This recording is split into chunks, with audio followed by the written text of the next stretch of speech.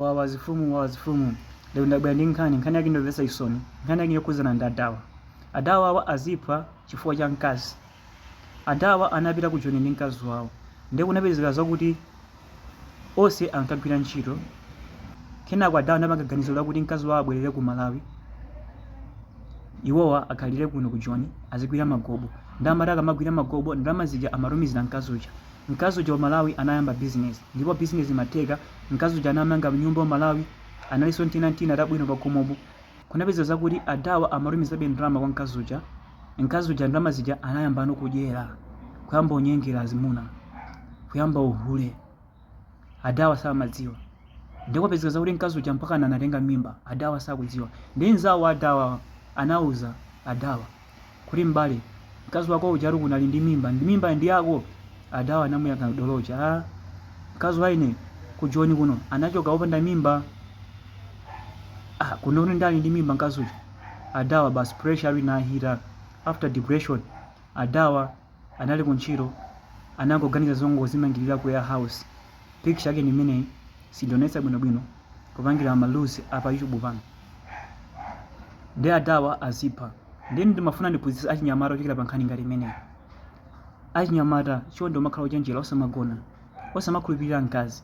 Mkazi ali ngati munthu wamisala, ndipo munthu wamisala ameneyi salabadira zinthu zimene umupangira. Ungati umupangira zinthu zochuluka, ungati ungulira iPhone 17 Pro, koma mkaziyo ndikukuthawa. Koma mkaziyo kukagonana ndi munthu wapanda ndalama, amene ndi mkazi. Mkazi si munthu womukhulupirira.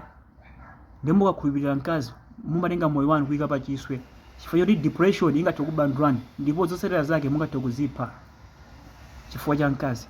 Mkazi osamamkhulupirira. Ndiponso anyamala ambiri mazikonda zimene zimati muli ku Joni mmamba otumiza ndalama komatumizira zikazana. Akuluakulu, mkazi ndi wako mu nthawi imene uli naye limodzi. Nokha mukudziwa zakuti palibe munthu wina yense amene angathawe mu nature. Palibe munthu amene angachithawe chinengedwe. Chinengedwe chinatipanga choti ifeyo tili ndi zilakolako. Timafuna kumagona azikazi, ndiponso azikazi amafuna azimuna. Ndeni muli ku Joni kwa zaka 15, kwa zaka 20, kwa zaka ziwiri, muganiza zoti mkazi wanu azingokhala opanda kugonana ndi mwamuna wina aliyense? Ndizosatheka mbali. Fa kukokozera kukoma yabwa chimozimozi mmene matoleraso inuyo. Mandimvetsa sole nkhani industry ndifuna ndingokuunikirani. Ndi mkazi si munthu womukhulupirira.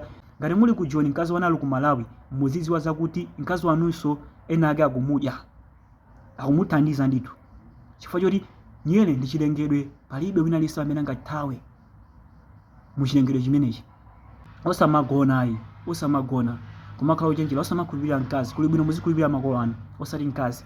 Ndi nkhani ndi straight. Ndimangofuna kuphunzitsani kuchokera pa nkhani imeneyi. Adawa azimangirira kwawo kwatha, pamapeto pake tingoti mzimu wa usimu mtendere. Koma nkhani yayikulu achinyamata osamapweketsayi, osamakhulupirira mkazi. Zikomo osekola panga subscribe guys. Nkhani ndi straight imeneyi.